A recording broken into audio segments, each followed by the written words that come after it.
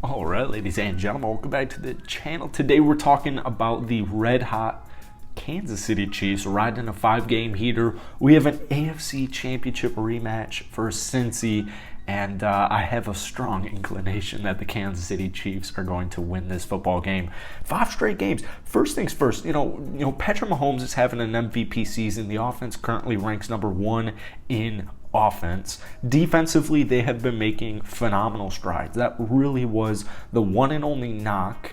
Maybe running game, we'll talk about the running game a little later on in the video, but their defense really was the only knock headed into, the first half of the season before this 5-game heater, this 5-game winning streak. That was the one knock. They've gotten all the way down to 16th in the league in defense, and they've actually held opponents to only over 23 points one time in the last 5 games. So the defense is doing more than enough. Nick Bolton is an absolute stud, only in his second round pick out of Missouri. He has 106 tackles and 2 interceptions. This offense is so overpowered, though. Really, the only thing isn't even getting healthy, because the only guy on the active roster that will be missing this game against Cincinnati is Kadarius Toney. So it's getting healthy and staying healthy. Mecole Hardman, there's a couple other guys, but mainly Kansas City, to me, is the best team in the AFC. I think you could easily argue, and you could actually just easily say that Kansas City is the best team in the entire football league in general. But if you could get X Factor Kadarius Toney fully healthy headed into the playoffs, while also getting those reps, building that chemistry, building that rapport with Patrick Mahomes in this offense, it's going to be really hard to stop him.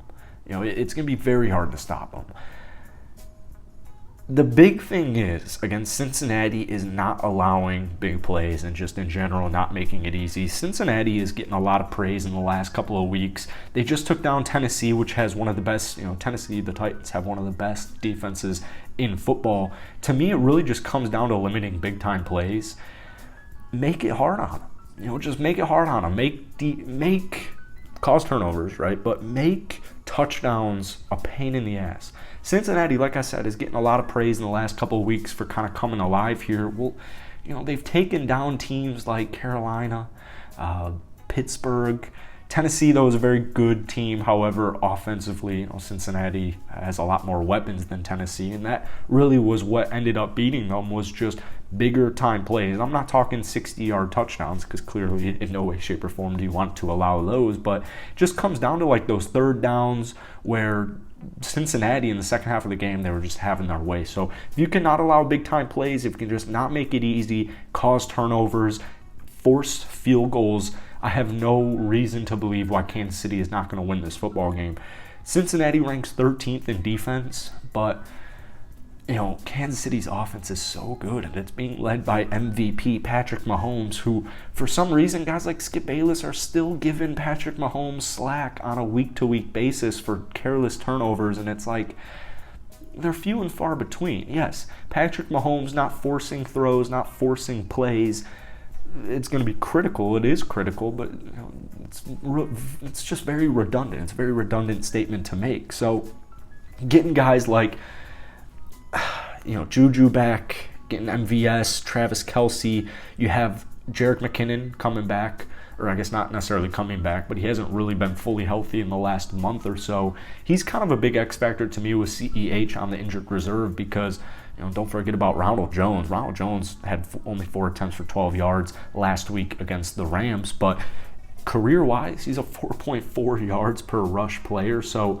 I feel very good with the Kansas City run game. I guess that's also a little bit of a knack, but Pacheco, Jesus, I've done that twice now in my Chiefs tenure, which, by the way, if you guys enjoy this video, hit the like button, hit that sub button. I do post a bunch of Kansas City Chiefs videos along with daily NFL content.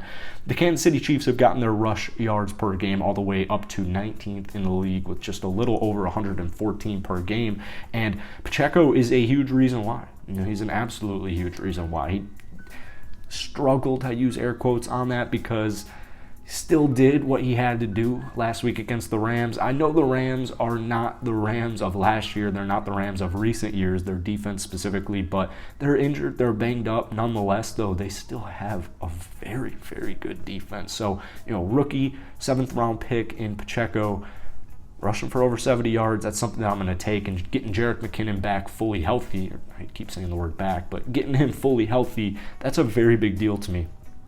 Patrick Mahomes, to me, he's going to be the X factor in this game, and I felt the same way, and I think a lot of people felt the same way last year in the AFC Championship game, but I don't know why. I have a hard time believing why Kansas City is going to lose this football game. And once they win this game, you have Denver, you have Houston in the next couple of weeks, you have Denver another time later on in the season.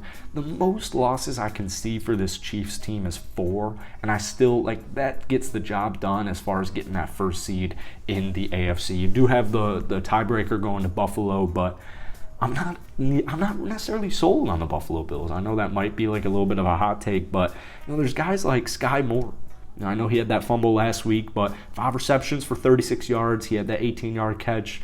Justin Watson is literally averaging 17.2 yards per play. It's not just It's not just like it's Travis Kelce. It's not like it's just Juju and MVS, although those 3 are your main big 3. You have guys like Justin Watson, Sky Moore, Kadarius Toney when he's healthy, Mecole Hardman, hopefully when he comes back healthy. He just recently, in the last couple of days, started lifting weights again. So, Andy Reid already came out and said it's not a season-ending injury. He will probably most likely play sometime again in the regular season.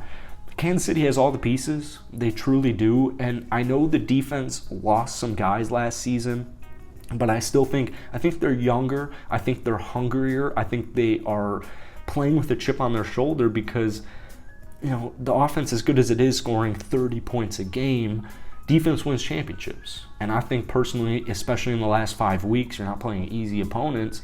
Holding teams to less than 23 points only one time against the Chargers, led by Justin Herbert, it's going to be a big difference maker.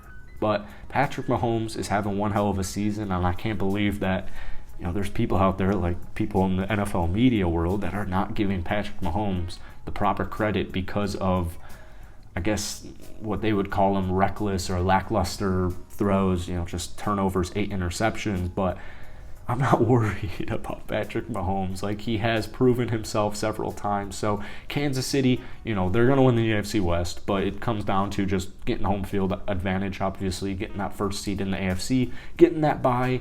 But mainly, to me, it's about continuing to build up that defense. It's continuing to build up your younger players, guys like Isaiah Pacheco, all the way up until the end of the season. And if you're just healthy, and you got that run game going and the defense continues trending in the right direction, I don't see why Kansas City isn't the favorite, not only in the AFC, but just in the NFL in general. So let me know if you guys enjoyed this Chiefs video. Hit that like button, hit that sub button. But guys, I want to hear your opinions on this Chiefs squad down below. I'll see you guys later.